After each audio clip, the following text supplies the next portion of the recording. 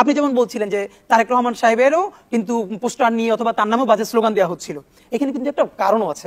ধরেন শুধু ষড়যন্ত্র না, সবকিছু ষড়যন্ত্র দিয়ে হলে হবে না, এর কিন্তু কিছু ইম্প্যাক্ট আছে। একদম প্রমাণ সহ যদি বলি, আমি আমার উপজেলায় দেখলাম যেই লোকটাকে সবাই চেনে, সে ইয়াবার ব্যবসা করে, গাজার ব্যবসা করে, মাদকের ব্যবসা করে, এমন কোনো খারাপ কাজ নেই সে করে না, এবং এইগুলো সে একটা পলিটিক্যাল শেল্টারের মধ্য দিয়ে করে। রাইট, আওয়ামী লীগের সময় করেছে, বিএনপির সময় বিএনপি দিয়ে করবে। তো এই লোকটাকে থানা ধরে না, পুলিশ ধরে না, কারণ সব জায়গায় সে টাকা পয়সা দিয়ে ঠিক রাখে। এবং আগে সে কি করেছে, এই যে ধরে না সোজা সবটা বললে, শেখ মুজিবের যে এইবার জনরোষের শিকার হতে হলো, এইটা কিন্তু ইভেন বেগম জিয়া পর্যন্ত তার সারা পলিটিক্যাল ক্যারিয়ারে শেখ মুজিবকে নিয়ে তো কখনো কোনো খারাপ কথা বলেন নাই। ইভেন আমি দেখেছি জামাত ইসলামের মতিউর রহমান নিজামী, তিনিও যখন টিভিতে বক্তৃতা করছিলেন, তিনি বলেছেন বাংলাদেশের স্বাধীনতার স্থপতি, এটুকুন সম্মান দিয়েছেন। কিন্তু বাংলাদেশের জনগণ ঠিক কোন কারণে এই যে এত রোষে তার ভাস্কর্যগুলো ভেঙে চুরমার করে দিল? আপনি কি মনে করেন এটা ষড়যন্ত্র?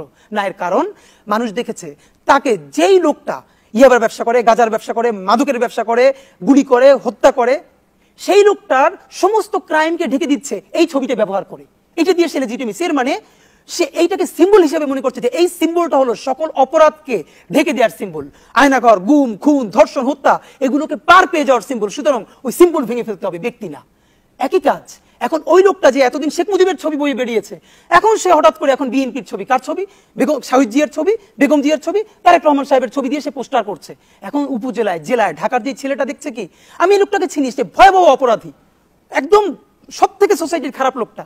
সে খালেদা জিয়া, তারেক জিয়া এবং শহীদ জিয়ার ছবি দিয়ে তার এই যে লেজিটিমেসি নিচ্ছে, তখন মানুষ কিন্তু আহত হয়। এখন এই যে বারবার বিএনপি বলে না যে ব্যক্তির দিয়ে সংগঠন নিবে না, এটা একটা স্টুপিড কথা। কেন? যেই লোকটাকে আজকে হত্যা করলো ওইখানে, আপনি বললেন তার কোনো কি নাই, দলে ধরেন পোস্ট নাইও বললাম, 4 জনের আছে ছাত্র দলে, এবং তাদেরকে তো বিএনপি থেকে বহিষ্কার করেছে, তো দলে না থাকলে তো বহিষ্কার করতে পারতো না। কিন্তু যাদের ব্যাপারে বলা হয় যে সে কি নাই, আমার দলে নাই, তো যেই লোকটা দলের কোনো কাঠামোর মধ্যে নাই, সে শহীদ জিয়ার ছবি দিয়া, বিএনপির ছবি দিয়া, তারপরে নিচে তার ছবিটা দিতেছে। আপনি ভাবেন, তার উপরে জিয়ার ছবি, নিচে তার ছবি, সে কার সাথে কাকে ফ্রেমিং করলো? তখন তো বিএনপি এই পোস্টার ছেড়ে নাই, তাকে ধরে নাই, যাই তুমি এই ছবি কার অনুমতি নিয়ে দিয়েছো।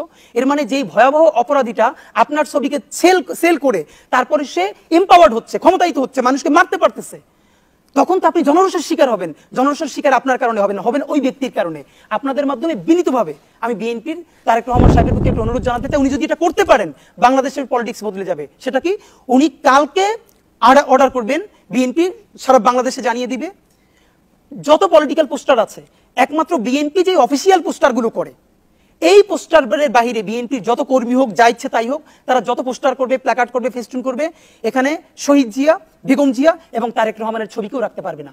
তুমি পোস্টার করতে চাই, যা ইচ্ছে তাই মনে চাই নিজের নামে করো, তুমি শহীদ জিয়া, বেগম জিয়া এবং তারেক রহমানের নাম সেল করতে পারবে না। আপনি দেখেন বাংলাদেশের রাজনীতির একটা বড় ধারা বদলে যাবে। একমাত্র তাদের ছবি ব্যবহার করতে পারবে বিএনপি অফিসিয়ালি যদি কোনো পোস্টার করে। কিন্তু আপনি এটাও করবেন না, এলাকার সব থেকে বদমাইশ লোকটারে আপনার ছবি ব্যবহার করতে দিবেন, কিন্তু সে যখন অপরাধ করবে তার দায়টা আবার নিবেন না, এটা তো আপনি পারবেন না। আপনি যদি তাকে ওই খারাপ কাজ করার বৈধতা দিয়ে থাকেন আপনার ছবি ব্যবহার করে, তার দায়টাও আপনাকে নিতে পারতে হবে।